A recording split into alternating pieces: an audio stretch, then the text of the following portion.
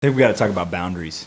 I mean, boundaries are ridiculously important in every relationship. But I think that with communication comes with it, if you're truly communicating fully, 100%, boundaries can be established. Now, this can be as small as the things and where they go in your house when you're cohabitating with somebody. This could be things as large as what kind of thought process goes behind a larger purchase together when you're married. I think that there's something to be said for boundaries, and I think it's something that many people skirt. It's not comfortable, just like regular communication is not.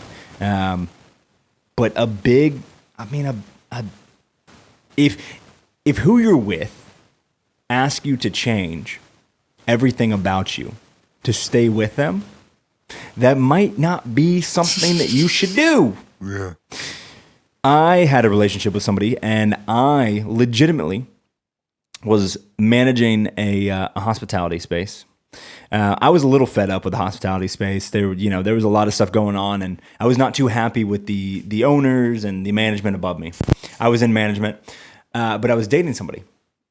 I was dating somebody that worked in the same industry. I decided to leave said establishment. I tricked myself to believing that it was for her, but in part it was. I step outside of that. I get into continuing work in another spot. If y'all don't know by now that I shoot half-naked women, then I don't know what you've been looking at. But there was a conversation that happened where she asked me, or didn't ask me, told me it was time for me to stop shooting half-naked women. It told me that it was time for her not to be insecure about what I was doing because she worries when I go out anywhere. Now, this was something that she knew before we got in a relationship. I folded my cards. I acted like a little child and decided to change myself and let her cross a boundary that I should have set in the relationship to the fact that you're not going to change what I'm doing on a day-to-day. If that is the case, if that is your goal, if that is what you want to do, it might be better off you trying to do that over there in the corner by yourself. But I didn't do it. Yeah. I didn't do it. Boundaries are so important. If staying with a person requires you to change everything about you, change what your day-to-day looks like drastically, you might want to literally break it down on what that relationship means to you. And if you're willing, you might be willing. I thought I was willing then. Terrible idea. Mm-hmm. Terrible idea. We'll never do it again. We'll actually go so far in the other direction that on the first date, I will tell somebody, hey, I shoot half-naked women. Here's my Instagram. And if you have a problem with this, I hear you. But you're going to have a problem with that on your own. That's it. Maybe that's a little aggro. Maybe that's a little far. But I've decided to go so far the other direction on that boundary because I changed myself. So boundaries are important. You got to know what you're willing to forego and what you're going to ask someone else to forego, what you're willing to give up to be there, or what you're willing to give up being there with to not have it at all.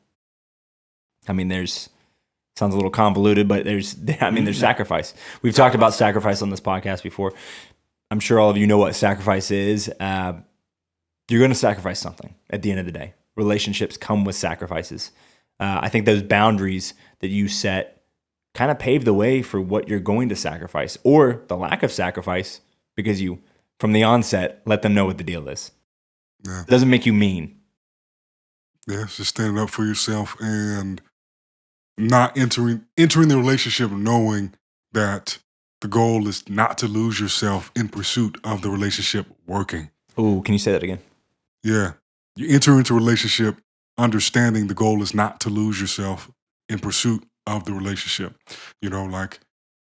And even in another episode, we kind of touched on this briefly, but never place more importance on the other person than yourself. Like, as crazy and once again, as contradictory as that may seem, it doesn't mean disregard the other person.